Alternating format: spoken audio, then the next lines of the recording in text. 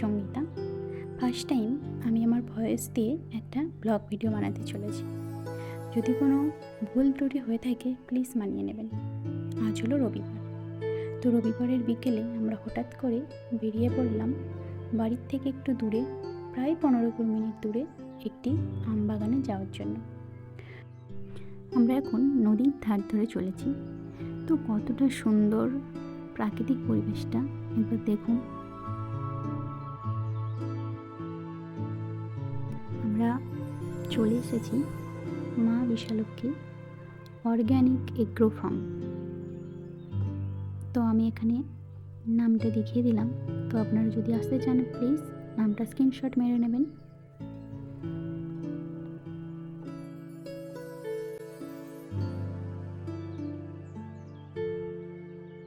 দেখুন সামনেই পাহারাদার দাঁড়িয়ে রয়েছে।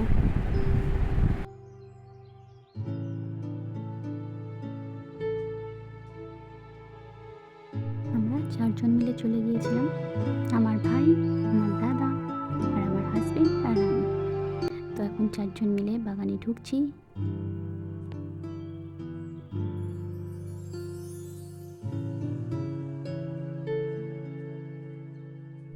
কত লেবু হয়েছে একবার দেখুন, গাছ ভরে লেবু হয়েছে। আমি তো প্রতিটি লেবুকে যেন মনে হচ্ছে স্পর্শ করি, এতটা সুন্দর লাগছিল দেখতে। সামনে থেকে না দেখলে সেটা অনুভব করা যাবে না। চারিদিকটা দেখুন কতটা সুন্দর। এইদিকে রয়েছে পুকুর আর ওইদিকে রয়েছে জমি, বিভিন্ন রকমের গাছ, ফলের গাছ শুধু বলবো না, এখানে ফুলের গাছও রয়েছে। এক সুন্দর পরিবেশ, কত সুন্দর জারবেরাটা হয়েছে দেখুন।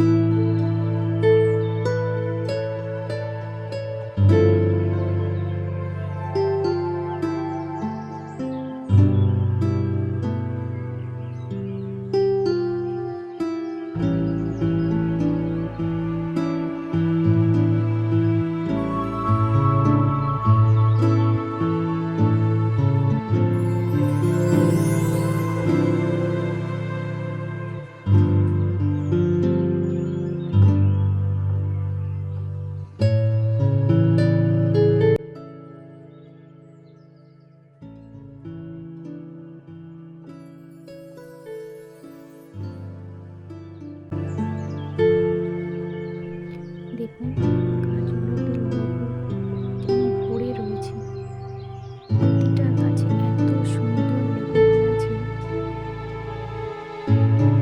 সামনে থেকে না দেখলে বিশ্বাস করবেন না এতটা সুন্দর গাছগুলোতে লেবু হয়েছে।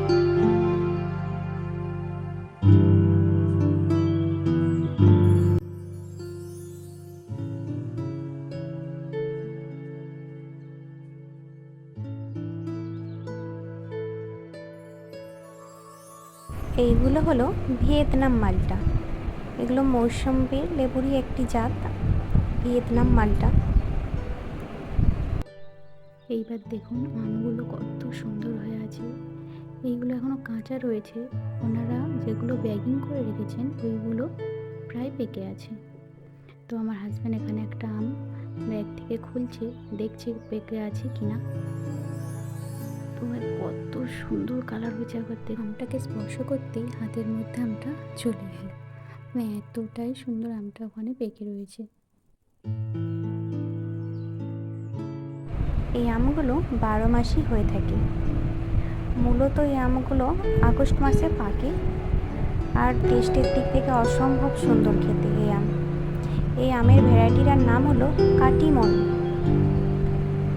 খুবই সুন্দর খেতে হয় এই আমটি।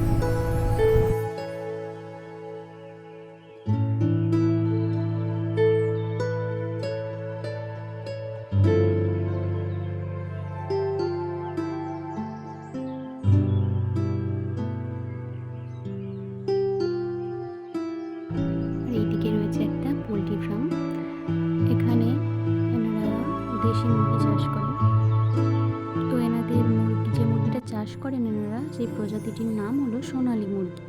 তো আমরা নামটার সাথে আগে পরিচিত ছিলাম না, তো এনাদের থেকে জানার পরে এইরকম একটা মুরগির নাম জানলাম।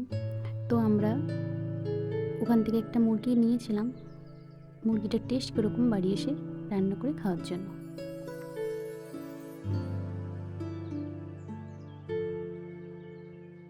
চারিদিকের প্রাকৃতিক পরিবেশটা দেখুন একবার, কতটা সুন্দর। আমার তো দারুণ লেগেছিল জায়গাটা। আমরা গাছ থেকে যে পাকা আমটা পেরেছিলাম, তো ওটা এবার আমরা টেস্ট করব। তো এখানে আমার হাজব্যান্ড আমটা কাটছে। তো আমি আর আমার হাজব্যান্ড জানি এই আমটা কতটা সুস্বাদু খেতে, আগেও আমরা খেয়েছি এই আম। তো আমার দাদা আর ভাই এবার টেস্ট করে নেবে ওদের কেমন লাগে খেতে। তো আমার দাদা এখানে এক টুকরো নিয়ে নিল, আমি এখানে একটু নিলাম। আমের সিজন শেষ হওয়ার পর এত সুন্দর আম, এই আমটা না খেলে বুঝতে পারা যাবে না যে এতটা মিষ্টি আর এতটা সুস্বাদু এই আমটা খেতে। সুপার সুপার, কেমন মিষ্টি বল? দারুণ। এই যে একটা হাতে লেবু আছে, এটা হচ্ছে মালটা না কি নাম এই লেবুটার? এটা মালটা, ভিয়েতনাম মালটা। ভিয়েতনাম মালটা। Taste heavy taste.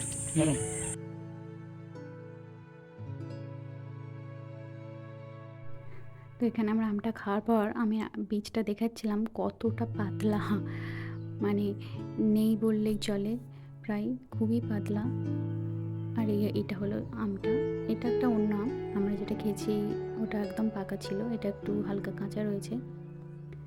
সত্যি বলছি খুবই সুস্বাদু আমটা।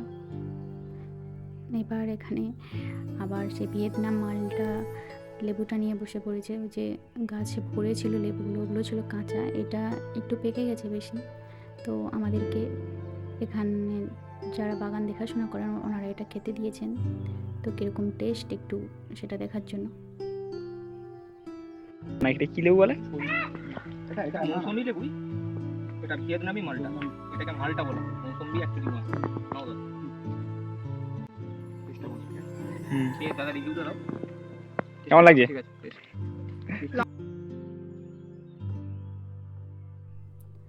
তো আমি লেবুটা খাওয়ার পর বলছিলাম যে আমার অতটাও ভালো লাগেনি, কারণ লেবুটা একটু বেশি পেকে গিয়েছিল। ওরাও তারপর বলছিল হ্যাঁ হালকা মিষ্টি কম লাগছে, লেবুটা অনেক বেশি পেকে গিয়েছিল, তাই আমার খেতে ভালো খুব লাগেনি।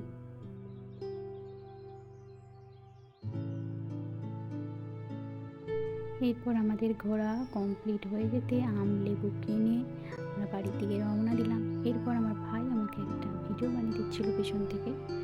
তো আমাদের সাথে আপনাদের ওই বাগানটা ঘুরে কেমন লাগলো প্লিজ কমেন্ট করে জানাবেন। আজ এই পর্যন্তই, বাই বাই।